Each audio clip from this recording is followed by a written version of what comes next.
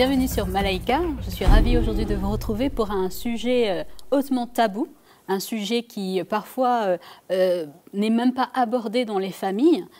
Personne n'ose en parler, donc regardez avec moi le sujet du jour.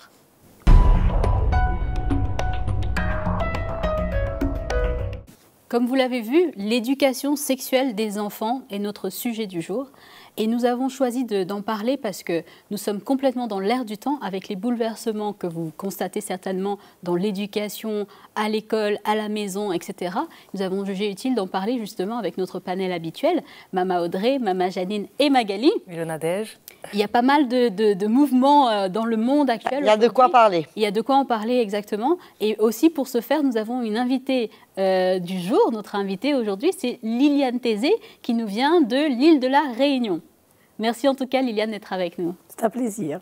Et donc justement, nous allons voir alors à quel moment il faut parler d'éducation sexuelle à son enfant, que dire quand l'enfant dit « Maman, comment on fait les bébés ?» On va essayer de répondre à tout cela dans un petit moment, mais avant tout, on va passer à la rubrique de Mag. Donc justement, Magali, on parle d'éducation sexuelle pour les enfants. Est-ce qu'on peut déjà définir ce que c'est l'éducation sexuelle? Alors, on va définir, surtout à travers pas mal de choses sur le contexte et aussi sur quelques chiffres que j'ai trouvés, Nadège, quelques chiffres officiels. Alors en fait, en Afrique, il faut savoir que l'éducation à la sexualité demeure tabou. Dans beaucoup de familles encore, Mama Audrey, quel que soit le milieu social, la religion ou le pays. Et j'ai lu d'ailleurs que pas mal de jeunes s'en plaignent parce que généralement ils s'informent eux-mêmes, ils vont finir par s'informer eux-mêmes et en général c'est dans la pornographie et dans des choses qui sont malsaines qu'ils vont le faire. Donc l'absence d'éducation à la sexualité, Nadège, laisse vraiment un vide abyssal en réponse à des questions que les jeunes et même les moins jeunes peuvent se poser de la manière la plus légitime qui soit parce que ça commence de plus en plus jeune en plus, ce genre de choses. Non, c'est vrai. Alors c'est très souvent aussi passé sous silence, je suis sûre que Mama Janine pourra nous le confirmer tout à l'heure, par peur, par honte, par incapacité, parce que les gens tout simplement, Mama Audrey, ne savent pas comment parler aux enfants de ce sujet, et la peur aussi pousse certains à croire qu'en ne parlant pas, justement, eh bien c'est ça, on maîtrise en fait, et c'est souvent le cas en Afrique. Alors quelques données maintenant de l'UNICEF, il faut savoir qu'à travers le monde, que 34% de jeunes qui ont des connaissances précises en fait sur la sexualité, 34% 34% seulement à travers le monde, sur la prévention, sur la transmission du VIH, que dans certains pays, 2 filles sur 3 n'ont aucune idée, Mama Audrey, de ce qui leur arrive quand elles commencent à avoir leurs règles. Voilà, lorsqu'elles passent de l'enfance à l'âge adulte. Il y a trop de jeunes encore qui reçoivent des informations déconcertantes, contradictoires sur les relations, sur la sexualité en général. Et vraiment, il y a, dans tout ce que j'ai pu lire, Nadège, il y a vraiment cette envie des jeunes d'en savoir plus, mais de la bonne façon. Il y a une bonne volonté que j'ai pu observer. Alors, il y a quand même certains pays, Mama Audrey, qui commencent à se réveiller. Bon, évidemment, c'est encore pas énormément de pays, mais je vais quand même citer le cas de l'Afrique du Sud, parce que j'ai trouvé cet exemple très intéressant. Le contexte là-bas, c'est grossesse précoce, taux de sida qui ne baisse pas. Le gouvernement sud-africain s'est rendu compte qu'il y avait vraiment une problématique de l'éducation sexuelle à l'école. Et je vais vous donner ce chiffre, 15 740. Ça correspond à quoi, Nadège? C'est le nombre de jeunes filles qui tombent enceintes au cours de chaque année scolaire, selon les derniers chiffres du pays, du gouvernement. Vous vous rendez compte un peu, 15 740 jeunes filles. Incroyable. Et environ 20% de la population sud-africaine est atteinte du virus du sida également. Donc des chiffres vraiment très alarmants. Et pour contrer cet épineux défi social, eh bien le département de l'éducation sud-africain a proposé au début de l'année 2018, donc l'année dernière, un vaste programme pour les collèges et les lycées. Donc l'objectif en fait de ce programme, Mama Audrey, c'est de sensibiliser et aussi d'implémenter l'éducation sexuelle dans l'enseignement public. Donc c'est vraiment une réforme qui est importante, je pense, dans ce pays et aussi, on espère, dans d'autres pays en Afrique. Parce aussi longtemps que ce soit bien fait. Voilà, tout à fait. Effectivement. Et qu'il n'y ait pas de dérive là-dedans. Oui, exactement. Mais Magali, les chiffres de l'Afrique du Sud, notamment, sont assez alarmants. Tout à fait, Nadège. Vraiment. Et donc, du coup, ça justifie vraiment, Mama Audrey, qu'on puisse faire un programme comme celui-ci. Il faudrait absolument y penser. Tout à fait. Justement, Mama Janine, qu'en est-il à Kinshasa quant à l'éducation sexuelle des enfants? À Kinshasa, la question est très taboue, Nadège. On n'en parle pas. Et lorsqu'on aborde cette question à l'école, je dis bien à l'école, c'est souvent dans le cadre de la programmation de journées de sensibilisation contre le VIH-Sida, comme tu disais tout à l'heure. Mais dans les familles, c'est une question qui n'est pas du tout abordée. Et lorsqu'on aborde cette question, Mama Audrey, c'est par exemple à l'occasion d'une jeune fille qui va avoir ses règles. C'est là là que la maman va lui dire attention, attention, à partir de maintenant, ne regarde plus un garçon, sinon tu vas tomber enceinte. Mais moi, maman Janine, pardon, juste j'interromps pour dire que c'est vrai parce que moi j'ai eu la même information et moi on m'avait dit il ne faut surtout pas qu'un garçon te touche. Et moi dans ma tête d'enfant, maman Audrey, j'imaginais que le garçon me touche et pouf, je tombe enceinte. C'était un peu la conception C'est fou, enfantine. hein. Et c'est exactement ça que les enfants se répercutent dans leur tête, puisqu'ils se disent, si je regarde un garçon, je vais tomber enceinte, mais c'est quoi le rapport avec les règles? Donc, les parents sont très mal à l'aise, les mamans en l'occurrence, elles ne savent pas en parler, elles ne savent pas comment, mais elles vont tout de suite mettre le veto, attention, attention, danger. Et surtout, ne regarde pas les garçons. J'ai aussi le témoignage d'une maman qui expliquait que son fils, lors du bain, avait eu une érection. C'est un enfant de 2 ans. Et lors de cette érection, elle a arrêté le bain, elle a dit « Oh, ne bouge plus, ne bouge plus, ne bouge plus, ça va passer, ça va passer. » Alors l'enfant était très très anxieux parce que Il croit que c'est anormal. il pensait que c'était totalement anormal. Elle était paniquée, donc du coup elle lui a transmis sa panique. Et voilà, quand on parle de ça, c'est souvent dans des termes de attention danger. Affolant. C'est affolant. Et non seulement attention danger, mais anormal. Et c'est anormal. Donc l'enfant grandit avec le fait que c'est Il n'est pas anormal, embarrassé c'est dangereux. de cette situation. Voilà. Mais moi, ce que j'ai ressenti dans toutes les recherches que j'ai faites et que toutes les mamans que j'ai rencontrées, c'est qu'elles sont démunies. Ces femmes sont démunies. Elles ne savent pas comment faire et j'espère vraiment que cette émission va leur permettre de leur donner quelques billes pour pouvoir aborder la question avec leurs enfants dans les maisons. Ben moi, je vais passer tout de suite la parole à Mama Audrey, qui d'ailleurs arbore aujourd'hui une très très belle robe, Mama Audrey. Une robe africaine, Nadège. Dis-toi que c'est une sœur du Togo, de Lomé, qui suit Malaika. Ah. Et comme nous sommes allés là-bas au début de cette année, je suis arrivée et en me voyant sur la télévision, je ne sais pas comment elle a fait ma robe sans prendre les mesures. Incroyable. Et elle s'appelle Julienne. Et on salue on la Julienne. Et je la remercie, Julienne, puisqu'elle est une fidèle fan de Malaika. Et c'est vrai qu'elle a fait un super boulot. C'est voilà. clair. Désolée les filles, mais je crois que pas. Oui, là, Je suis la plus chic. nous ne hein. sommes pas jalouses. Donc justement, Mama Audrey, pour revenir à notre sujet du jour, pourquoi est-ce si difficile pour des parents d'aborder la question de la sexualité avec leurs enfants? Donc, ce que tu disais, c'était... Par rapport à la difficulté que les parents, justement, Ben, écoute, je dois dire que c'est embarrassant. Oui. On ne sait pas. C'est pas comme si que tu parles d'aller faire des courses au magasin. Ouais. C'est un sujet que tu traverses tout un mur, là. Tu traverses un truc de génération. Tu rentres dans un domaine complètement nouveau. Et qui peut être très embarrassant pour les mamans, mais inévitable. Ah. Embarrassant, oui, mais nécessaire. Puisque si toi, qui es la maman, tu n'enseignes pas ton enfant et tu ne prends pas les devants pour le faire, c'est quelqu'un d'autre qui va le faire C'est ça. et de manière différente.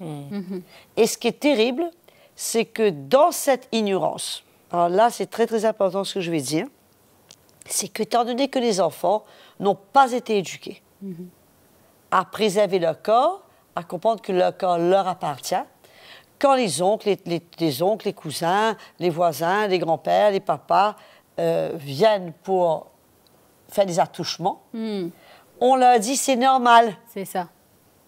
Et donc l'enfant grandit et subit ces attouchements pendant des années, pensant que c'est normal. Puisque jamais personne ne lui a dit que c'était pas normal. Et étant donné qu'on n'en parle pas, on laisse une zone d'ombre que l'ennemi a toute la liberté d'exploiter et de faire comme bon lui semble pour rendre ses petites filles des victimes. Pour les détruire Donc, complètement, ouais. Embarrassant ou pas, il faut en parler. Absolument. Bah, justement. Et si on ne peut pas en parler tout seul, on n'a pas le courage, ah ben, s'il faut demander de l'aide au sein de l'Église, à notre médecin, je ne sais pas qui, mais il faut arriver à retirer, à découvrir, à ouvrir ce pot et qu'on puisse rendre ce sujet accessible, que l'enfant puisse tout comprendre C'est ça. pour le protéger. Bah, justement, c'est pour nous, c'est évident maintenant que cette éducation sexuelle est nécessaire. Et nous avons pour ce faire, Mama Audrey, notre invitée, donc Liliane Thésée. Liliane, juste pour situer nos téléspectateurs par rapport à ton expérience, donc tu as combien d'années d'expérience dans l'éducation avec les enfants, l'approche avec les enfants? Plus d'une vingtaine d'années, enfin 30 ans d'éducation avec les enfants. De la petite enfance maternelle à l'enfant 10-11 ans. Oui. Donc, tu as eu l'habitude justement de mener des sessions, de parler à des enfants de ces sujets. Et moi, la question qui justement me fait écho suite à ce qu'on a entendu de Mama Audrey, c'est comment une maman, disons qu'il y a un enfant de 5 ans, peut lui expliquer comment on fait les bébés, la question classique. Maman, comment on fait les bébés? Qu'est-ce qu'elle devrait dire? Je pense que la première chose à faire, c'est quand l'enfant nous pose des questions, de ne pas fuir. Parce que c'est vrai, comme Mama Audrey dit, et comme vous toutes, vous êtes en train de dire, ça peut paraître c'est tabou pour beaucoup. Et ça n'a pas de pays, hein, même en Europe, oui. Même si les gens sont très libres et peuvent vivre d'une façon très libre, mais c'est difficile d'en parler. Et la première chose à faire, je pense, c'est de répondre aux questions de l'enfant. Bien sûr, d'adapter nos réponses selon l'âge de l'enfant. Bien sûr. Hein, et de lui donner les mots justes. Parce que souvent, on a des noms ou des petits noms pour les parties du corps, les parties intimes du corps. Et certains de ces noms sont plutôt des mots assez vulgaires que les gens n'osent pas dire, justement. Donc je pense que de parler de l'enfant, de son corps, de le nommer, de nommer les parties de son corps tel qu'on le nomme. C'est vrai que pour certains enfants, on ne peut pas prendre le nom scientifique ou l'expliquer. Mais bon, écoutez, c'est le sexe de l'enfant, lui parler de cela, de son corps. Et comment on fait les enfants? De lui expliquer ce qui se passe. Bien sûr, on ne va pas faire une démonstration. Voilà, ou même un schéma. Mais lui parler. Et bien sûr, puisque nous sommes dans le milieu chrétien, de bien faire comprendre à l'enfant que ces choses se passent dans le cadre de parents qui sont mariés. Exactement. Ça, c'est important qu'ils puissent déjà, dès maintenant, avoir cette conception. Que la sexualité se passe dans le cadre du mariage. Et moi, je pense aussi que les parents devraient être libres d'en parler. Et si, bien sûr, ils ont des difficultés à savoir comment parler, de quoi parler, je pense que dans les librairies chrétiennes, il y a suffisamment d'ouvrages aujourd'hui, dans ce sens, que ce soit des livres documentaires ou des livres qui sont racontés sous forme de petites histoires et qui sont bien faits. Je n'ai pas de titre en tête, mais toute bonne librairie chrétienne, que ce soit anglaise ou française, ont donc dans le rayon ce genre de livres. Nous mettrons justement sur les réseaux sociaux quelques ouvrages de référence pour nos téléspectateurs. Pour continuer justement sur l'éducation sexuelle des enfants, on parlait de la responsabilité des mamans, par exemple, de communiquer aux enfants comment faire les bébés, mais qui sont réellement les responsables, finalement? Est-ce que c'est les parents? Est-ce que c'est l'école? Est-ce que c'est l'Église? Est-ce que c'est l'Église des enfants? Parce que pour, bien sûr, nous qui sommes chrétiens, qui devrait prendre cette charge, cette responsabilité? Écoute, je crois que le Seigneur est assez clair dans la parole, que la responsabilité d'éduquer les enfants dans les voies du Seigneur et d'éduquer nos enfants revient entièrement aux parents. Mais ça n'empêche pas que nous, en tant que chrétiens, on peut très bien avoir recours à l'aide peut-être que la dame de l'école, la sœur qui fait l'école du dimanche, elle a un accès à notre enfant et que l'enfant est peut-être plus libre en sa présence, elle peut quand même nous aider. On ne peut pas juste se dire, non, c'est moi et personne d'autre, c'est mon enfant. Non, non, non. Je pense que on a la chance d'avoir des frères, des sœurs, des pasteurs, des femmes de pasteurs, des gens comme Liliane qui sont dans le milieu depuis des années. Et je ne vois pas pourquoi je me privais de l'aide de Liliane quand j'ai besoin et qu'elle peut m'aider dans ce domaine. Je crois que beaucoup de mamans ont besoin d'aide, ont besoin d'être aidées pour les aider comment aborder le sujet, comme tu disais, à quel âge et comment répondre à l'enfant. Tout dépend de son âge. Tu ne vas pas faire un schéma à un enfant de 5 ans. C'est sûr. Mais tu peux déjà inculquer certains principes, certaines compréhensions, et toujours laisser la porte ouverte pour dire, mon chéri, pour aujourd'hui, c'est ça aujourd'hui, mais ne t'inquiète pas, maman va pouvoir en reparler. Si tu as d'autres questions, n'hésite pas. Viens voir maman, laisse la porte ouverte, crée une plateforme pour que l'enfant puisse de lui-même venir vers toi. Et c'est très important, même depuis le début, pour lui faire comprendre que, et ça, on n'a pas besoin d'attendre le sujet de sexualité, on prend une petite histoire. comment? Ben, ton corps. Tu sais, mon chéri, ton corps, c'est le Seigneur qui a créé ton corps. C'est ça. Et personne n'a le droit de toucher à ton corps. Maman, allons dire que je baigne mon enfant. Oui. Je peux dire, ben, mon chéri, si maman peut te baigner, mais à part de maman, personne n'a le droit de toucher ton corps. Il faut jamais que tu oublies ça, hein. Et si jamais quelqu'un essaie de toucher ton corps, il faut le dire à maman.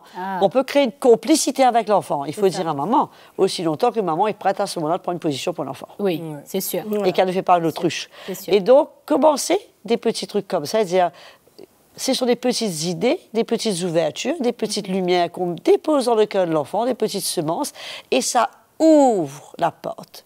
Afin que si l'enfant a une question, il peut se sentir libre et lui aussi n'est pas embarrassé, puisque si on est embarrassé, l'enfant va se sentir qu'on est Exactement. embarrassé. C'est ça. Et lui-même va être embarrassé pour venir. Donc il faut créer une plateforme pour que l'enfant puisse se sentir libre. Et déjà, dès son jeune âge, mon chéri, personne n'a le droit de toucher à ton corps. Il y a un jour que le Seigneur te donnera un mari, ah ben lui, il aura le droit. Bien sûr. Pardon, je te coupe peut-être. Non, pas de problème.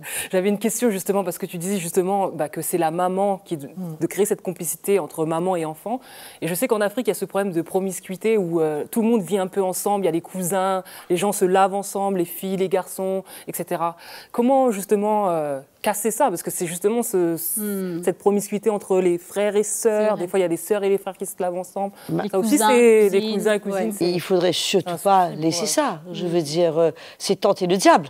On va pas chercher la gale pour se gratter. C'est ça. Non, non, non. Les filles se baignent entre elles, les garçons se baignent entre eux. Papa et maman ne se baignent pas devant les enfants. Ils sont privés et ça reste comme ça. Et on ne met pas des garçons à dormir dans la chambre des filles. Ou dans le lit. Encore pire.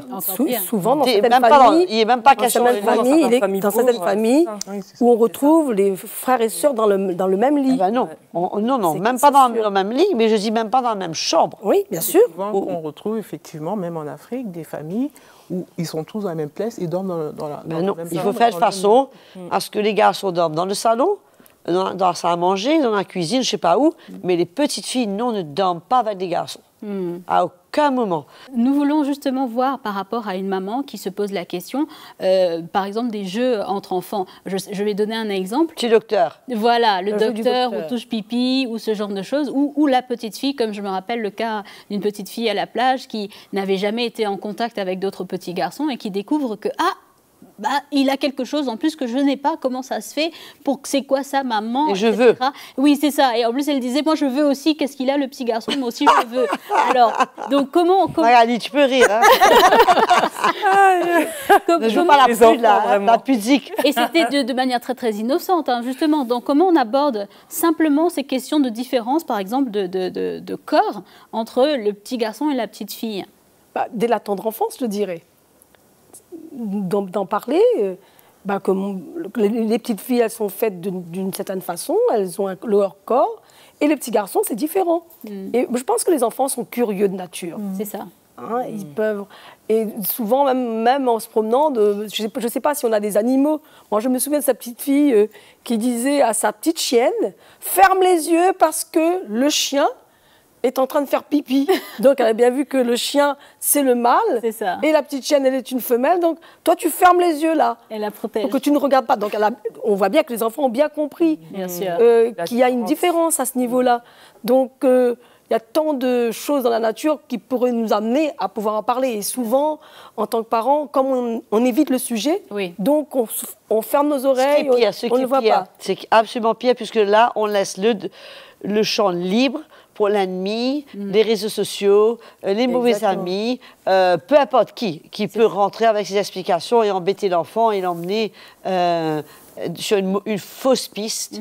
Et c'est vraiment pas juste envers ses enfants. Et Liliane, concrètement, à quel moment ça me pique ce sujet, mais je voulais savoir à quel moment, par exemple, il faut en parler, genre le soir, le matin. Ça dépend. Quel est le moment propice? Non, je ne crois pas le soir. Non, le soir, je ne crois pas. Parce qu'il va dormir et après, ça va le savoir aussi. Non, moi, je pense que souvent les enfants posent des questions. Moi, l'habitude que j'avais avec mes enfants, c'est on prenait les repas ensemble, donc Mais c'est vrai qu'on avait toujours une table bien remplie. Ce n'était pas le moment propice. Mais quand on faisait les devoirs, parce que là, on est seul à seul. Oui. Et souvent, à ce moment-là, s'il y avait quelque chose qu'ils avaient vu ou qui leur avait un peu tourmenté ou interpellé pendant la journée, maman, tu sais, un tel, il m'a dit ça. Mon fils m'avait sorti, il avait 8 ans. Tu sais, maman, un tel m'avait dit que c'est comme ça que les bébés naissent. Ah bon, un tel t'avait dit ça. Et ça n'avait rien à voir. Écoute, je vais t'en parler dans un petit moment. Donc, on va s'asseoir et discuter ensemble. Bien sûr, déjà, d'enlever cette fausse conception qu'il avait. Hein, et après, lui expliquer aussi comment ça se fait. On ne va pas enlever la fausse conception sans lui donner la réalité. C'est ça. Le laisser sur une soif pour qu'il aille chercher ça ailleurs. Voilà, et qu'il aille chercher ailleurs. Donc, il faut aller dans le fond du sujet. Il faut en parler. Okay. Et bien sûr, je lui ai donné une partie de la réponse dans le sens de ce qu'il pouvait, lui, recevoir et comprendre, vu son âge, à cet âge-là. Hein, et bien sûr, je lui ai dit, écoute, plus tard, on pourra en reparler après. Et même papa pourra te parler de ça. Et papa aussi en parler. Bien sûr.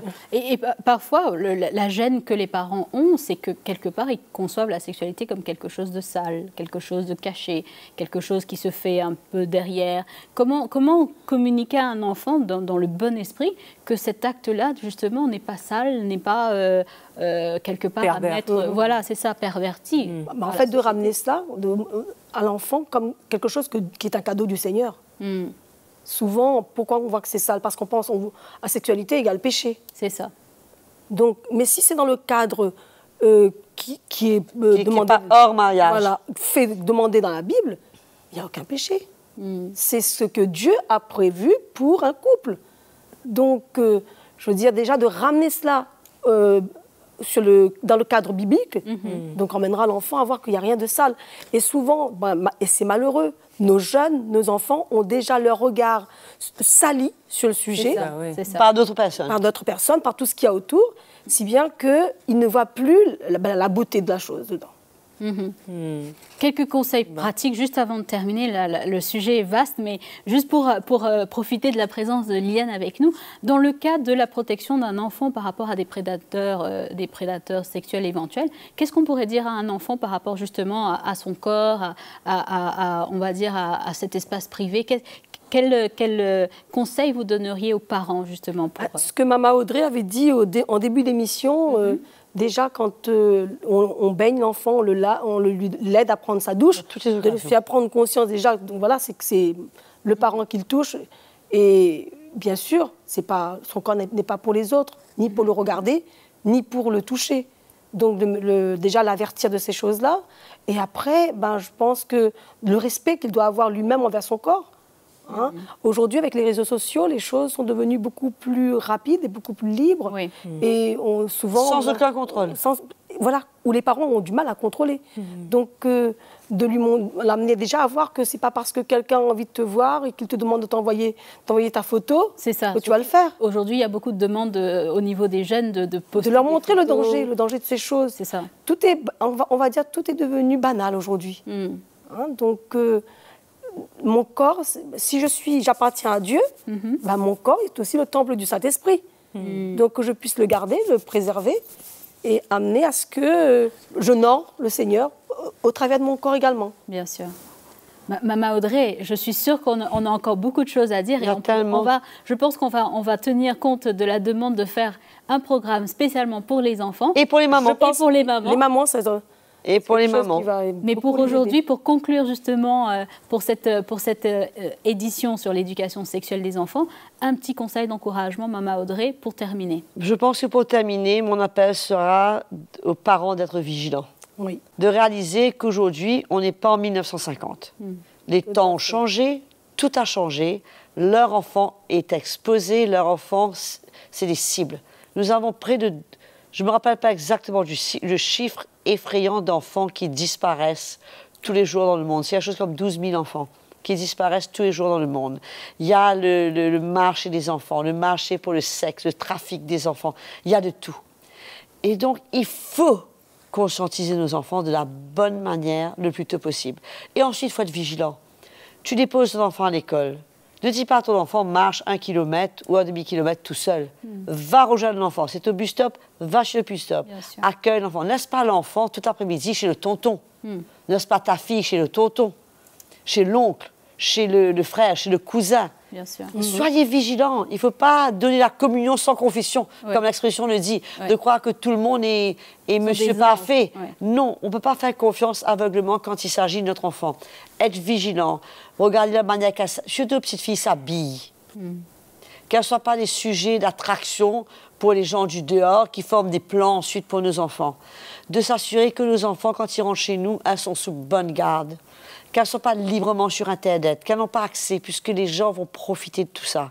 Et les éduquer des dangers, des prédateurs, de ce que les gens du dehors voudraient faire avec elles. Il faut que ces gens, il faut qu'ils soient au courant. Et pour moi, c'est ça le plus important, que les parents prennent conscience que le Seigneur leur a confié ses enfants et que c'est leur responsabilité de les protéger, de prendre soin d'elles, de ces petites filles surtout, de les veiller sur elles, de les protéger, et bien sûr, petits garçons aussi, et de les éduquer de la bonne façon et le plus tôt qu'on a l'occasion de profiter, puisque si nous ne le fait pas, quelqu'un d'autre va le faire. Le monde s'en chargera. Tout à fait. Merci. Et de la mauvaise façon. Merci beaucoup, Maman Audrey. Je pense que c'est clair, l'appel est lancé. Merci beaucoup, bien sûr, à Liliane d'avoir fait le déplacement pour être avec nous sur ce plateau. Bien sûr, Maman Janine et Magali. Je suis sûre que vous avez encore certainement des questions et nous développerons ces nouvelles questions dans une prochaine émission. Mais nous vous invitons réellement à considérer qu'éduquer les enfants dans les voies du Seigneur, c'est aussi l'éduquer au niveau de la sexualité. Donc je vous encourage vraiment à vous documenter, à les chercher, et le Seigneur, je suis sûre, va vous équiper, notamment avec les prochaines émissions que nous allons faire également sur le sujet. Je vous dis à très très bientôt pour une nouvelle émission. Salut à tous, merci en tout cas d'être là. Si vous avez été encouragé par cette vidéo, si vous avez été édifié par le programme Malaika, c'est très simple, APA. Aimez la vidéo, partagez-la autour de vous et bien sûr abonnez-vous, c'est le petit bouton rouge en dessous de votre écran pour être les premiers informés des prochaines parutions Malaika.